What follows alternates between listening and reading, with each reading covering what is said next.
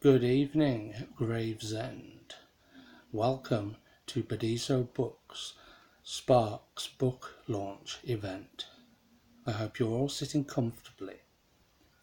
I would like to begin by telling you, just reading my foreword from Sparks. It's kind of like an introduction to the book and to the event. Okay. I was very young when I learnt about autism. I was the last sibling born in a branch of 5 children. I had 3 sisters who ranged between 20 and 25 years my senior. The middle one of the 3 was autistic, and as a child growing up in the 80s, she was the only autistic person I knew or had heard of. Although that's a bit of a lie, back in the day we did have something called the special class. They don't have these at school anymore, thank God. At least not at my children's school. But I knew from the word go that there was something about Mary which made us laugh when the film came out. That she was special. I always saw Mary as a child, very limited where the learning process was concerned, but with an adult's body.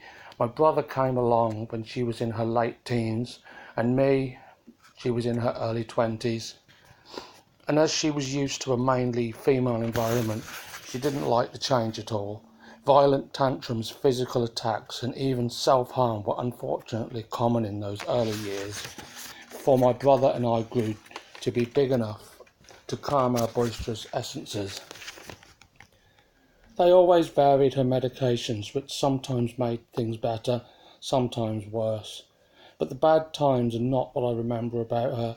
I remember the excitement over photographs, random fixations over completely obscure objects, such as chimneys, pianos, and this little lever that the train drivers used to use to, drive the trains. She would draw endless detailed sketches of these objects until another random fixation took its place. She was really good at art. She would sing along to the radio to songs that she and our sisters had listened to whilst growing up in the 60s and 70s, filling in the lyrics she didn't know with her own special gibberish. Sadly, we all got older and our mother died, and father, who was older than her mum by 15 years, became frail and had the onset of dementia. My brother heroically put his life on hold and cared for him in his last days while I was living 100 miles away in the West Midlands. Mary was put into sheltered living where she had a wonderful life until they discovered she had multiple sclerosis, and unfortunately she rapidly declined after that.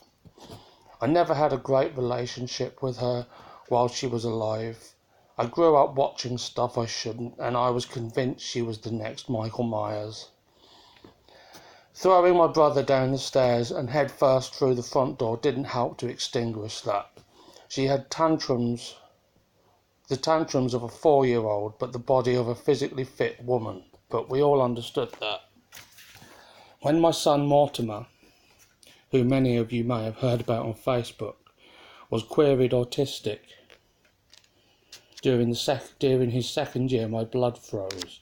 This thing from my past had come back to haunt me, my penance for not being patient or understanding enough with my sister, for being embarrassed by not only the fact that I had old parents and old siblings, but also that one of them was special.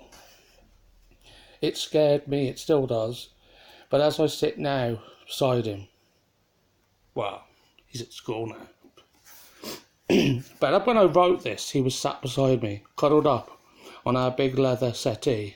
I'm not going to show you that because it's a mess.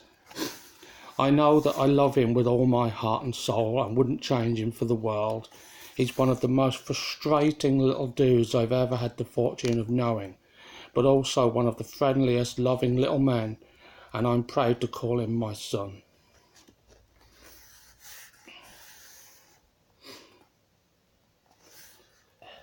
He's now 5, and although I do see traits of my sister Mary in him, I see a lot more of Mortimer. He has similar, random fixations, mostly of the kind children a few years younger than him grow out of, and obsession for numbers and buttons. He's come on leaps and bounds over the last year and is currently at a regular primary school working with a teaching assistant.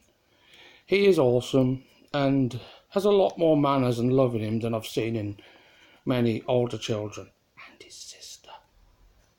So autism has always been a part of my life, and I have learnt it's a vast and varied spectrum in which I have found one major similarity. Autism is just a variation of normality, and no matter how severe one is on that spectrum, once you tune into their wavelength, magic happens. We've all heard the terms like he's got a loose wire or wired differently, and to some they can offend, but it's generally how I see Mortimer and my own experiences with autism. It was with this in mind that I chose the theme for this anthology to be electrical, and with help from my right hand lady, M. Dehaney, we're bringing you the very best electronically charged horror and sci-fi stories we could tap into. So untune your TVs so there's just snowy static, and enjoy our little collection.